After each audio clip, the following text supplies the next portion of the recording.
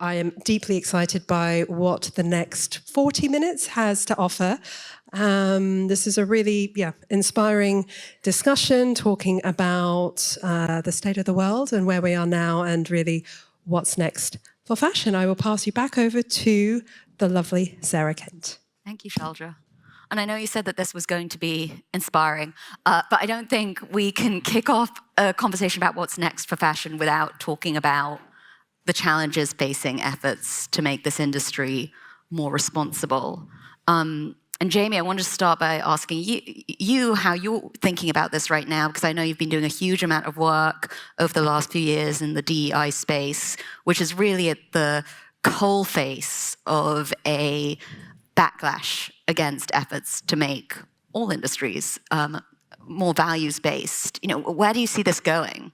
Gosh, yeah. So I'm Jamie Gill. I'm founder of an organization called The Outsider's Perspective, and we enable skilled professionals of color to transition into fashion, luxury, and beauty, because we see there's an opportunity there. I'm also a non-executive director at the British Fashion Council. So yes, it was a scary start to the year. I think we knew it was coming, but I think if you look at what's actually happened, there's now a growing backlash against an anti-DEI movement, and what it's doing in the US is we see it's hurting businesses. Those businesses have stood out now. Share price have dropped. We've seen consumer boycotts against businesses that are showing what their true colors are, what their true values are, and that's damaging. And I think the US Trump administration are using this as an opportunity, really. And what's great though is that there are businesses that have come out, like Apple, JP Morgan, and McKinsey even, who are proving and standing true to how strong a diverse, equitable and inclusive team is for their business and how great business it is driving and has always done. And I think those businesses that have been doing this work for a long time understand its impact. No one was doing it because it's a good thing to do. No one was doing it just because we really should focus on that. Global businesses recognize they need a global workforce. And I think that is where real work has been moving. And I think the reality is fashion is behind the curve. We've made some great momentum. We've seen that. And I think we really want to... Now's an opportunity to continue that, is what I'm trying to say.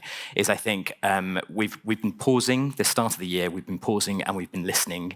And I think brands have been scared to stand out and say anything publicly, but the work has been going on and the work is moving. And I think the reality is, if that's what's being said against the US, from the US, Europe, and specifically the UK, has an opportunity here. We have an opportunity to really leverage a competitive advantage when it comes to talent, because that's what this was trying to address. It was looking at the workforce. It was ensuring that everybody can perform at their optimum. It was saying that we need to think wider and we need to think more proactive around the talent that's coming into business. It was never about giving anybody a leg up. It was never about giving anybody an opportunity that didn't deserve it. And no business would ever, employ a leader on the basis of protected class. That would be a really bad thing to do. So I think we as an industry have recognized the importance of what it gives. We're a global industry, global product, global consumer, but we are lacking that global workforce when it comes to the HQ. So I think that's my sentiment. We are speaking to businesses all the time, and we're seeing a lot of brands staying true to this work. There's got to be a language shift and a movement that's happening in the US, and especially those businesses that are connected to government. But over here, we don't have that. And I think there's, as we understand it, and as we see it from leaders, there's a bit of repulsion really to what he's doing and what he's saying, and we're saying we're not standing with that. So you think potentially there's going to be a divide between how people talk about this in the US and how people talk about it in Europe? Yeah, we know from some global businesses, we've had to relocate DEI teams to Europe. They've had to change their language, change their narrative around it. Any business that was doing this truly, and as we were speaking about earlier, that was intrinsic to its values and they were authentic about it and they didn't start doing it just 5 years ago, are still staying true to that work because they've seen the value of what a high-performing globally diverse team means and what representation means in a business for its workforce and the next generation of consumer that kind of needs that, and just the global movement that we're in. I think, global demographics are shifting now as well. I think we know by 2045, 60% of America will be people of color. We know in the UK, 57% of Gen Z are people of color. That's data from our UK 2021 census. But there's such a disconnect then when we're looking at our industry HQs, and we're talking about this specifically from employability, from an employment perspective. There's a lag there. So I think we're recognizing that. I was saying earlier that we're having talent in the US who's saying, we want to come to Europe now. It's a brain drain from the US, just make America great again. Alex, I don't want to pick on you as the brand representative here, but I'm going to pick on you as the brand representative here, well, especially representing an American brand. How are you guys looking at this? Because what is happening in the US goes so against everything Patagonia has stood for since it was founded. Yes. Good afternoon, everybody. My name's Alex. I work for Patagonia. The best way to answer that question is if I go back to his first term, and we also have to be careful to make sure this can't all be about Trump, right? Because then we'll be here for a long time. I think the thing about Trump and us is that we've made no secret that we're not great fans of his. We have joined other plaintiffs and taken him to court a couple of times and sued him in his previous term.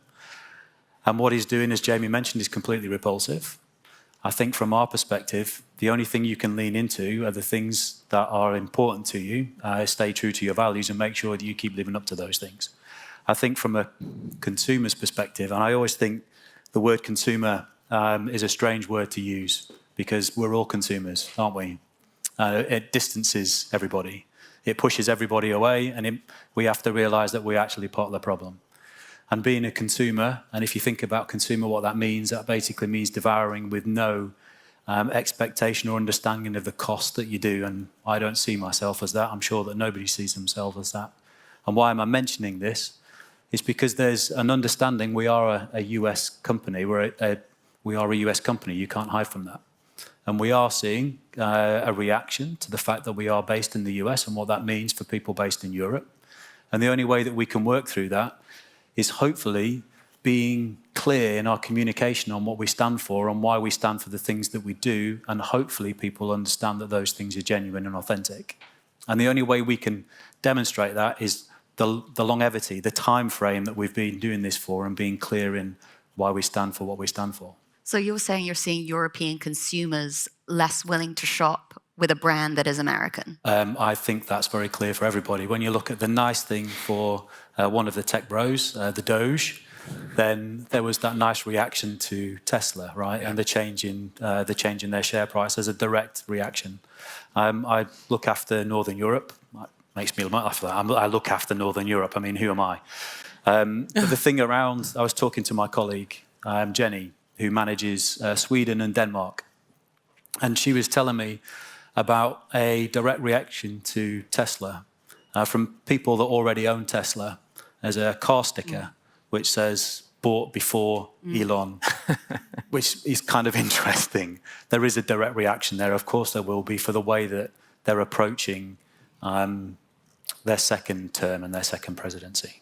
Well, and on the flip side, are you guys at Patagonia concerned that you could become a target of the Trump administration, being very vocal about issues that the administration stands against? I think that's there, yes. Of course, if you stand for something, if you give your money away to help campaign against pipelines, and against drill, baby drill, then of course, yes, we are aware that we could become something for him to look at, yes. No, yeah, I think you see other companies concerned about becoming political targets. That's partly why you've seen companies change their language around DEI.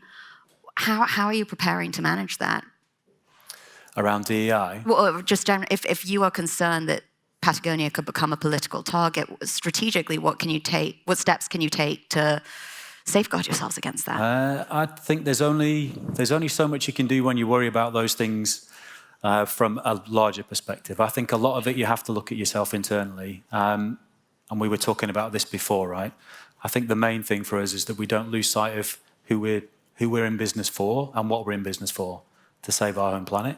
And then you also look at that to say, okay, what does that mean? Values play a key role here. I feel like a bit of a stuck record because we're talking about this beforehand for about 40 minutes.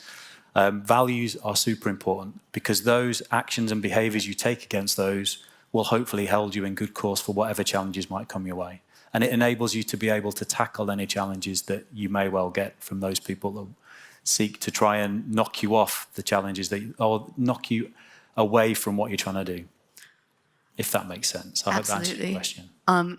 As you pointed out, we shouldn't make this all about Trump. I don't want to make this all about Trump. So I'm going to broaden this out to talk about wider challenges, particularly around regulation. I think for the last, really since the Paris Agreement came into place, there has been regulatory support that many in the industry were relying upon to help push through changes.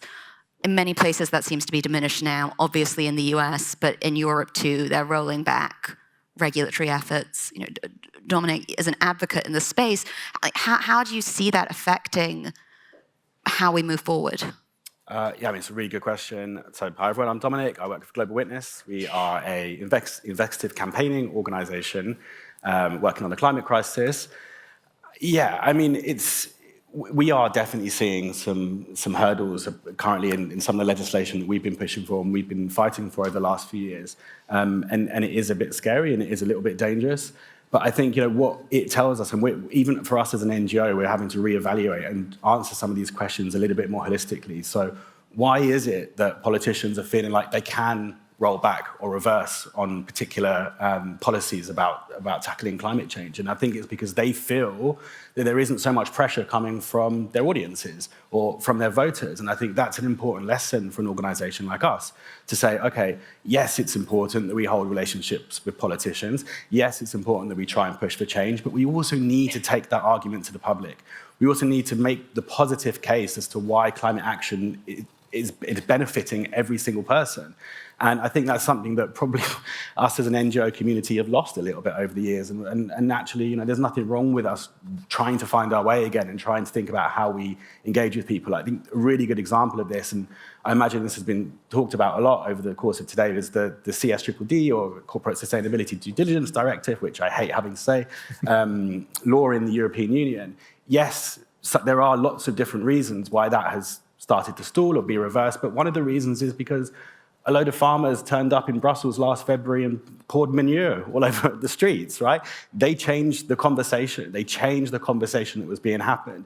We need to be prepared to change that conversation as well. And that's where the role of businesses and everything that Jamie and Alex were saying is absolutely right. We all need to stand up and be counted. We all need to be part of this conversation at this time and not just see the moment as a chance to step back, renege on our commitments and do something differently. We have to stand firmer than ever before. I think that's a really interesting point, because one of the things the fashion industry has a huge opportunity to do is influence the conversation, but it's also really struggled to do that effectively. And Alex, you were saying when we were speaking earlier, you know, one thing Patagonia struggles with is sometimes being accused of being too preachy. Yeah. You know, how are you thinking about making this conversation something that resonates with people? I think that goes back to also something we mentioned about, I think the phrase you used was poster child, right?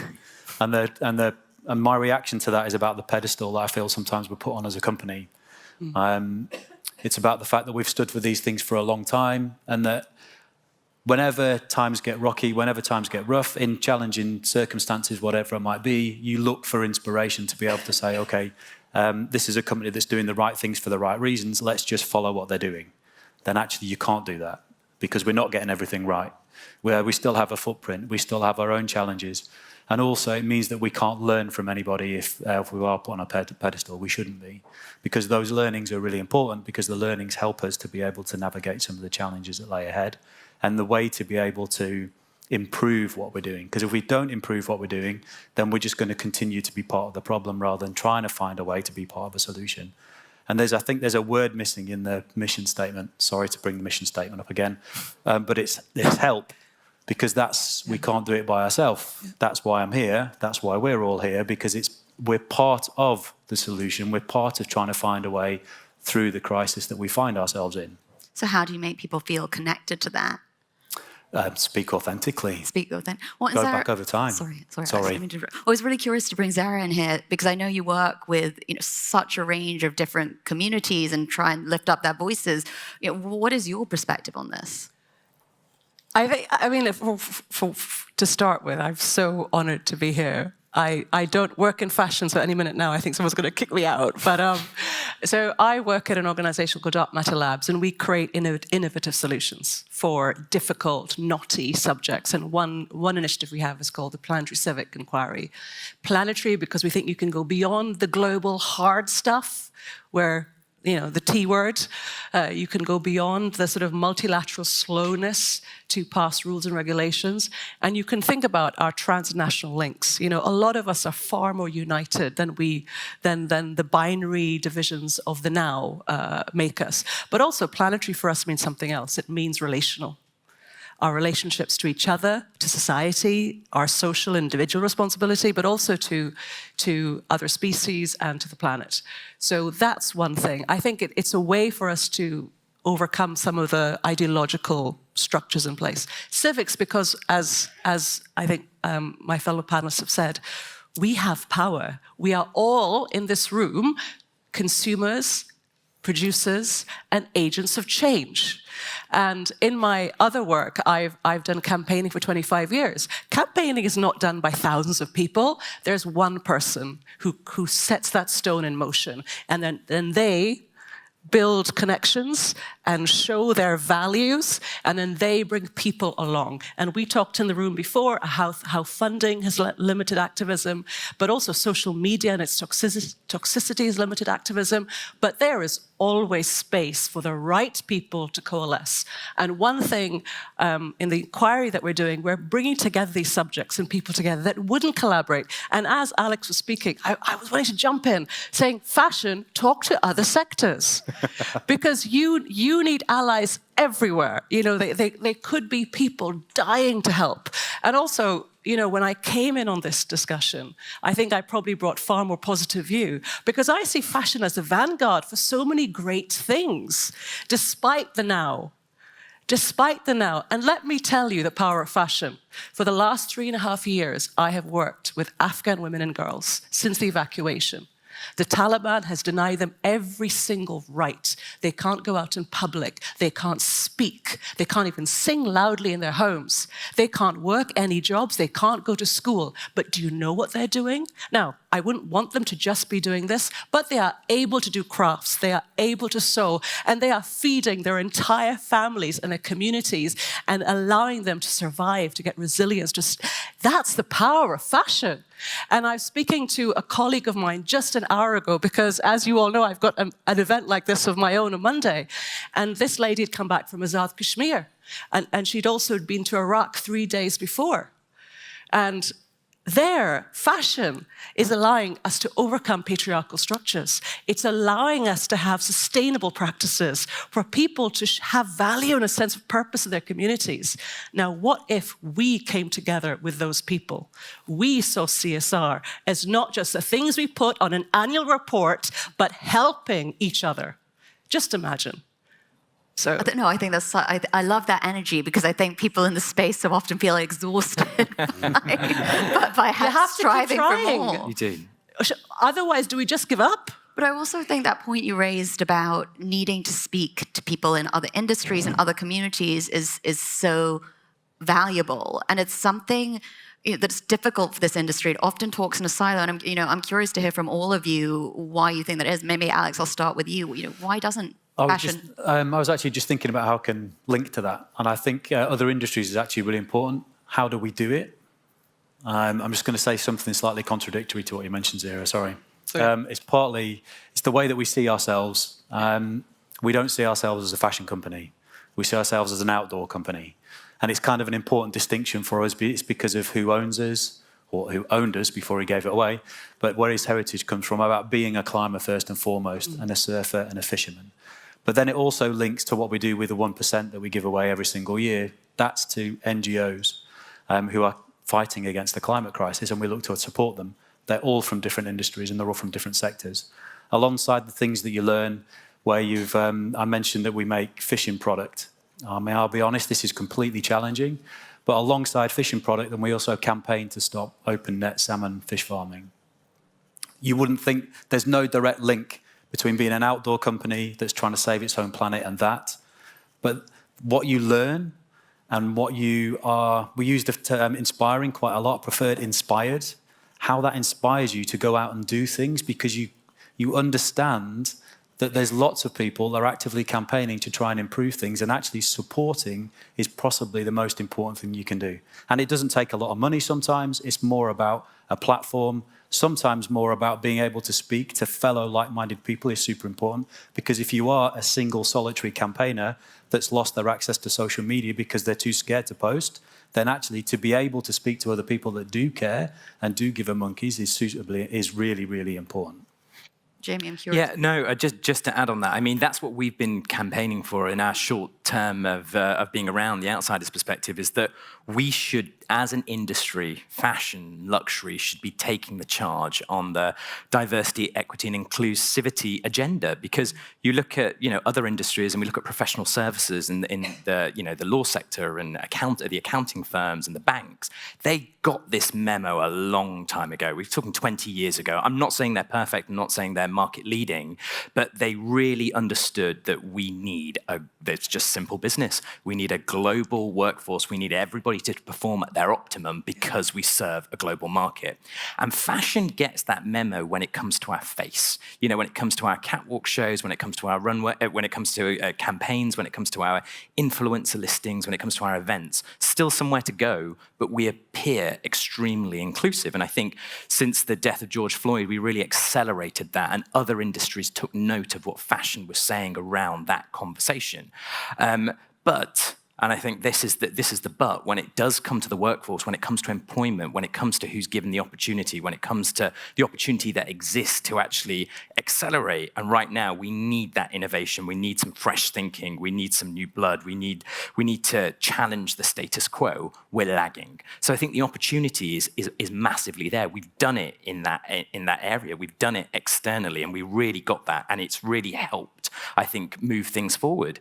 But exactly this, I think our platform is so significant, and I think partly, is this part of the reason that's hurting us right now? Why have we not accelerated that? We know that from a UK fashion perspective, we believe our workforce to be nearly 80% female. But then from our research, from our UK Fashion DEI report that we brought out in January 2024, the power roles, the creative director, the CEO, the CFO, the chair, is only 24% female still. And then you think about who the consumer is. Why are we, as we've just been saying now, the opportunities for us to be ambassadors of that? What's going on in the US is that opportunity. And they're the conversations that we're having with brands now, actually. How do we leverage this to really convert, with getting out of a challenging spot?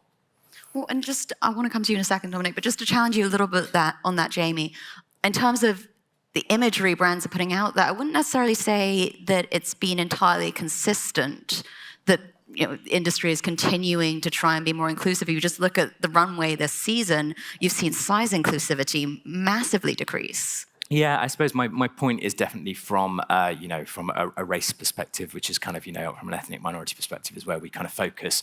Yes, there has been evolution there as well. But I think if we look at that, and if we look at that one point, that I think And the way I frame this is the why our organization exists. Gender wasn't really my fight to have. That's been happening for a very long time, and we have moved that in a global sense somewhat, and there's still an opportunity. And fashion really should have got that memo when it comes to gender diversity, and especially at leadership, we should have got that. Ethnicity for me, was next in line, that people started to understand, okay, from an ethnic minority perspective, we get that actually there's a lag here, and that is secondly understood. We have got so much further to go for LGBTQ+ and disability and socioeconomics and neurodiversity. We also know that we've got a significant LGBTQ+ population who work in fashion, massively lags when it comes to representation at leadership. Like, it doesn't make sense in that disconnect. So I think my point is that we did that on one point, and we kind of got that. And I think, of course, Edwin Enninful was integral to that at the helm of British Vogue and what that conversation moved. And I think industry started to see that. But I think if we can use that again now, use that opportunity to actually galvanize and accelerating this, I think it could be game-changing. I want to come back to this point because I think it's about building business cases. But before I do, Dominic, I want to give you an opportunity to answer this question about building bridges with other industries, because you also are not from a fashion background. No, definitely not. And it's great to be rubbing shoulders with the fashion industry today. Not many of my colleagues get to do that very often. But I think the common thread that we're hearing across what everyone's saying here is that collaboration is key, and that no one industry alone can tackle these challenges, and that we all have a lot to learn from one another. And I think, I'm not just saying that from a preachy point of view as the NGO. We also need to embody that. We also need to recognize that we need to work with businesses, that businesses need to work with us, that we need to understand perspectives. And, it's a plea in a sense that, we, if you like, can be a bit of a gel that unites people and brings people together. We would be honored and love to kind of build coalitions of businesses, of concerned individuals, of all types of people who want to genuinely make change. And I think that's a really positive way that we can all move forward in a collaborative sense. And I think that's how we build lasting cultural change rather than individual moments. That's how we all hold each other to account. I was saying this earlier, but realistically speaking, not that many people have heard of us, right? How effective can we really be? But lots of people have heard of you. I know, and I love that. But for a lot of the brands who are represented here today, Patagonia, etc., people have heard of them, and you guys are at the front line. You're the ones who are able to interact with audiences in a way that we can't. And that's not to downplay the role that we play. We do great work, and we bring stories, and we raise issues through the media, etc. But we're not the ones who are going to be influencing people in their everyday lives. And that's where we need those partnerships. That's where we need to be working with businesses, particularly in the fashion industry, so we can kind of collectively make that change. Is that part of Global Witness's strategy to engage more with the fashion industry going forward? I think it should be. TBC. Yeah, but we should be engaging with anyone who cares. We should be engaging with anyone who wants to make a difference. There's no point saying, on a principal position, we're not going to engage with these groups of people. No, we all need to be part of the solution. So yeah, absolutely, why not? And if anyone wants to come and talk to me at the end about how you can do that and be part of that conversation, very open to doing that. Well, I want to unpack that point about engaging with anyone who cares, because I think everyone on this panel does care and believes in these issues and believes in pushing them forward. But I didn't necessarily think that is the mainstream view across the entire industry. That's not the thing that is driving most fashion brands at the moment. And in a world where regulatory pressure is rolling back, where consumer appetite for products that are more responsible is unclear, and where there is a investor backlash on some sides against companies that are pursuing DEI and climate efforts, what is the business case for companies that were not established on these values to keep pushing forward? And Alex, I'm going to throw this to you first. Why should companies stay the course on this? Why should companies stay the course on doing the right thing? Yeah, yeah. Okay. Let me ask you a quick question. Can I ask you a quick question? Hands up who's read Let My People Go Surfing? Okay, a few. So it's pretty good. Yvonne wrote that as a bit of a manual for people like me. It wasn't meant to be a bestseller. It was to give, when I joined the company, it was to give me an idea on what he expects, even though I might never meet him, which I only have once. That's a story for another day. In that book, he has a little sentence in it, which is around profit. And he sees profit as being the outcome of doing things right. And I think that's the answer. Sales and profit are the outcome of doing things right. You have to trust that people will care enough. No, don't swear. They care enough in order to be able to invest in products from companies that do the right thing. And if you have to take the medium to long-term view, which is something that we're all chatting about before. If you look for short-term initiatives, yes, you can gain some short-term wins, but you actually won't be successful in the medium to the long term. And the plan for us, we've just turned our 50th year. Our plan for us is to be in business for another 50 years. And we can only have that view if you trust that doing what you hope is the right thing is the right thing that people invest in and turn around and say, okay, then we will keep buying from this company, which, same as everybody, is not easy. It's not like money's falling off trees for anybody. And it's not like we've got queues out the doors in the stores. It's not like the click-throughs and the conversion rates on our e-com is challenging. We face exactly the same challenges as everybody else is, but we hold true to who we are. We take a medium to long-term view, and we hope that our customers will stay with us for that length of time. Interesting. Zehra, do you have a perspective, business case? I completely agree with Alex that you just can't take a short-term perspective, but I don't want to do the doom and gloom stuff of this cycle will pass. You can't wait for the Trump administration to end. You can't wait for the government you like anywhere to go. It won't happen. But change can happen immediately in your environment. You can start working on projects that start creating the next landmark initiative, the next brand that lands somewhere with its own dedicated following. You can also,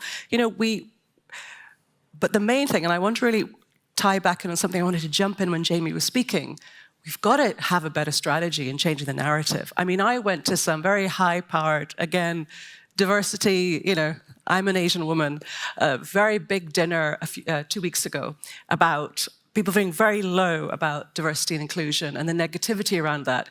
Stop. First of all, their framing was all wrong. It's not altruistic for companies to employ someone like me. I have languages. I grew up code switching from the time I wore nappies. I have seen the world. I have contacts across I don't know how many contacts. And I grew up listening because when you're a minority, you have to integrate pretty quickly, despite what the Daily Mail will tell you. So, change the narrative. It's good for business to be broad, and broad then in all the senses. I mean, on all the other diversities. I mean, some of the most brilliant colleagues I know are neurodiverse. Honestly, let's get broader, but change the narrative, then a strategy. We talked in the green room about not only has funding evaporated, but social media, oh my God. Before you could do activism via that, now you say something and you get, I don't know how many bots, or just, certain words they pick up. I'm just thinking about some particular images that have been directed to me. But still, I think a strategy, number one, is what's working.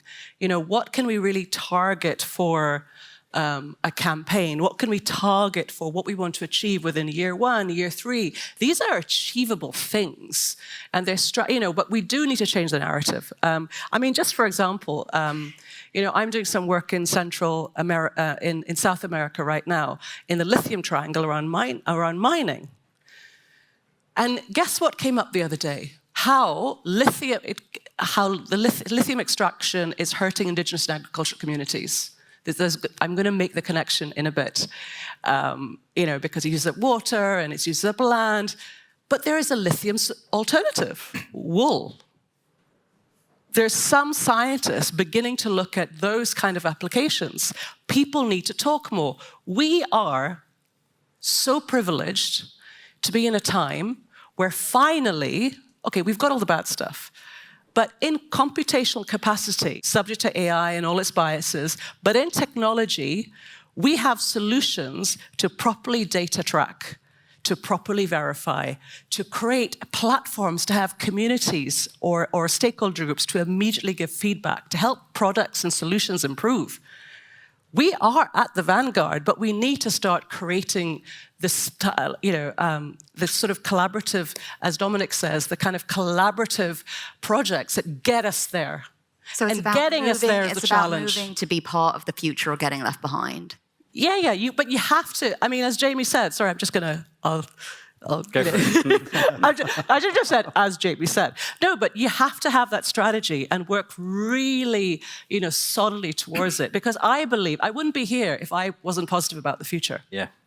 And I just want to say specifically from a diversity, equity, and inclusion perspective, the business case is solid. The business case has been there for ages. The data exists. Those companies that are performing correlate to it. It's there. It's the ones that haven't engaged in this and are largely homogenous that haven't seen the benefit of this and haven't seen what global perspectives and global talent actually brings to the business. And I suppose what we're trying to say is right now, when industry is suffering so much, could this not be a massive opportunity to leverage our talent base to really, navigate forward? So yeah, it's clear enough research on the correlation between high-performing, diverse teams and financial outperformance. And I think it's probably gone wrong somewhere in the middle around this high-performing bit. And I think there's this mindset, there's this default mindset, definitely in the US, that's thrown at us that diversity means lower skill and that you're helping out and you're giving someone a hand. And that has never been the case. Data shows that skill from all different perspectives drives greater business, drives innovation, fresh perspectives, and now market growth. We really, really need to leverage insights from those growth markets that we're lacking, I think, in the industry. And I think the point you made earlier about who is the fashion industry trying to serve, who is the consumer, and is increasingly diverse. Dominic, I'm curious, is this a more challenging case to make from a climate action perspective? Because fundamentally, when you talk about diversity and inclusion, you're often talking about internal culture. When you're talking about climate, you're often talking about stuff that's happening externally in a supply chain that's going to cost a lot of money. Yeah, totally. But I think that's where the most effective climate campaigning isn't just about talking about things in the abstract or in a way that doesn't matter to people. I think the best kind of climate campaigning we can do is where we talk about how it impacts people's lives and how all of us will benefit from the climate action that we want to see. I mean, take for really one of the campaigns that we work on at Global Witness is on fossil fuels. And over the last few years, we've been living in the midst of an energy crisis, which has been driven by a fossil fuel system that has driven up bills for all of us, that has plunged millions of people all around the world into deep poverty, whilst enriching executives who are responsible for that system. That is a story that we can tell. That is a story that can touch people's lives and make things a lot more clearer and a lot easier to understand. That this isn't just an abstract problem, that this is about transforming society for all of us. And I think we all have to make that case, and I think that is how we're going to win people over fundamentally. So make people understand how this is going to affect them. Yes. And talk to them on that level. Yeah, and absolutely. that's what fashion needs to do. More of. Absolutely, because at the same time, those people who are trying to polarize, those people who are trying to make the case against climate action, they're not vocal. They're not staying quiet. They're not challenging the narrative or trying to change the narrative. So why shouldn't we try and raise our voices as well? And I think it goes back to what Alex was saying about that consistency that brands can have. It is very easy in this polarized world to get a little bit scared by that and think, okay, this is a reason for us to keep quiet. But I think we find the louder we raise our voice, the more likely it is people will stand with us. And the more you'll be surprised that actually a lot of people think that way. So yeah, it takes a bit of courage, I suppose, but I think it's something we can all do. Sarah, I feel like just to follow up, I think one thing I like Dominic, I'm a campaigner. One thing that's often missing in successful, one of the ingredients for a successful campaign is making the connection. Yeah. So too much of our society is remote. Too much of our society feels like something written on a spreadsheet, written in a document. It doesn't relate to me. And that serves the people who want to polarize us. But if you find, a bit of a personal connection, if you give I always read the About Us page of anything I do, website services, About Us. I mean, seriously, it makes that more humanistic. And, how does, as you said, Alex, we are all consumers and producers. All of us have an active role. And it's buying consciously, it's eating consciously, it's up to us. And, and I think some strategies were a bit too alarmist. Perhaps a lot of the diversity inclusion of the past made us go towards things where we hadn't all bought in. Maybe now those who buy in are the real trailblazers, the people who are actually going to move that 3%, just maybe. I think this point that individuals can make a difference is really interesting because it has kind of fallen out of fashion that this has to be a collective action. But a collective is made up of lots of individuals. And fashion understands narrative better than most industries. Narrative, and it has all the tools, visual, more than anything else. I mean, I think that's such an important point because at the moment the narrative battle is being lost.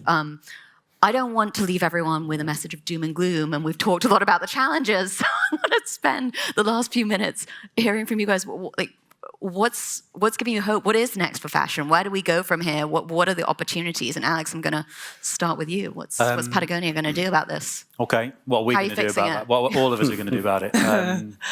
What gives me hope? I'll tell a little story because I think that's probably best. About 4 weeks ago, I was up at the Scottish Parliament supporting Our Seas Coalition because they were handing in a petition of 60,000 signatures, I think it was, to Scottish MSPs to try and make sure they protected the marine areas around Scotland.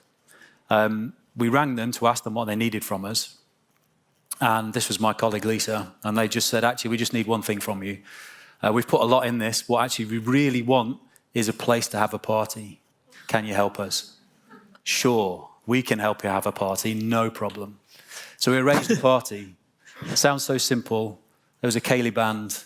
There was a bar which we ended up paying everything for, which was great. But the energy in the room was fantastic because they felt supported and because it gave them the space to actually connect, collaborate, and talk to like-minded people and individuals who were going through something similar to them. And all we did was provide them with the opportunity to be able to do that. And it didn't cost a lot of money. It was just about having the connection and collaborating with them. So when you think about what fashion can do, that's an easy way for you to be able to help support communities or help support people that actually do need some help, but maybe you just need to lean into something that everybody says they have, but you need to have some behaviours, some actions attached to it, which are values. So sometimes a ceilidh is not just a ceilidh. Sometimes a ceilidh is not just a ceilidh. I mean, Zehra, I'm curious about your perspective on that kind of micro-influencing and creating those community-based engagements. Is that part of what needs to happen, or...? I mean, I think for us at Dark Matter Labs, the planetary can be at the most local and it can be at the broadest transnational. I think collaboration, as Dominic said, is the name of the game, and just finding the people who want to, bringing people together a lot more so that you can have those sparks and actually just that energy to keep going. I mean, we've got an event, as some of you know, on Monday where we're bringing together some of the best names, particularly academics around fashion, with a lot of practitioners from India. And we're doing that as the beginning to see if we could work together and on any part of the supply chain. Whether it's, some of the most innovative practices in the world on waste are coming out of India right now. Some of the most innovative textiles are coming out of that country. Can we get the word out? And can we then imagine if on Planetary Civics we did that in at least 10 different geographies and then exchanged tips?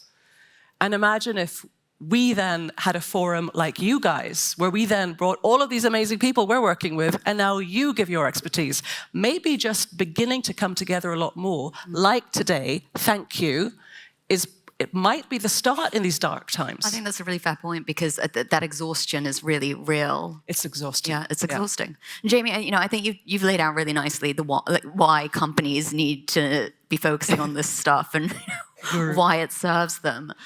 Where do you see things going? You know what? I suppose we've got a tough road ahead, and we don't know how long that's going to last. We've got predictions and everything, but I think our opportunity is everything that I've said. But I think the real opportunity for fashion as well, and I think UK fashion is to really professionalise ourselves now as well. And I think that's something that we lack sometimes in terms of our perception outwards. We are big business. We're a big industry. We're the biggest of the creative sector here in the UK, and we are, we're doing a lot of great stuff, and we are business, and we are trying to, churn a profit and shift these narratives and be super resilient and be efficient with all of this. And I think we're not seen as that yet, and I think there's an opportunity in that perception change of what that could actually mean for us. And I think that part of that getting there is through our talent, is through our workforce as well. So I think, yeah, take the issue seriously and take the industry seriously. Dominic, I'm giving you the last word. I know, so much pressure. Well, look, then if I've got the last word, I'll give the last word to a quote from Martin Luther King Jr., who said, "The arc of history bends towards justice." And I think it's an important thing to remember in these very troubling times that there is always hope. And that's something that we should always keep in our minds and always try to be a positive part of. I think that's a fantastic note to end on, and I hope I haven't been too depressing here because you guys That's all... amazing. Thank you all so much.